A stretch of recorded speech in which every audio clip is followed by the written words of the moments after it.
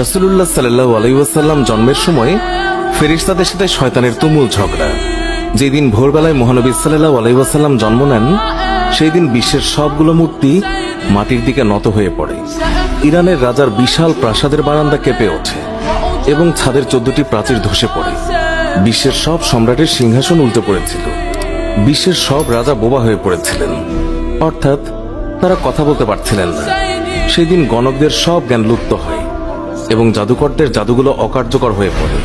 বিশ্বনবী সাল্লাল্লাহু আলাইহি ওয়াসাল্লাম জন্মের সময় শয়তান তার সন্তানদের মধ্যে আর্তনাদ করে ওঠে। ফলে সবগুলো শয়তান তার কাছে এসে বলে, কেন এত পেরেশান বা উদ্বিগ্ন হয়েছে? সে বলল, কাল রাতে কি হয়েছিল? রাতের প্রথম থেকে এই পর্যন্ত দেখেছি যে আকাশ এবং জমিনের অবস্থা বদলে গেছে। ভূপৃষ্ঠে ঘটে গেছে এক বিরাট ঘটনা। ঈসা আলাইহিসসালাম ঊর্ধ্ব আকাশে চলে যাওয়ার পর আর কখনো এত বড় ঘটনা ঘটেনি। সবাই গিয়ে খোঁজ খবর নাও যে কি ঘটেছে। শয়তানরা চারিদিকে ছড়িয়ে পড়ে এবং ফিরে এসে বলে, কই, কিছুই তো দেখলাম না। বড় শয়তান বা শয়তানের নেতা তখন বলল, এই বিষয়ে খোঁজ খবর নেওয়া আমাদের কাজ। আর তারপর সে পবিত্র মক্কার কাবাঘর সংলগ্ন অঞ্চলে আসলো। সে দেখল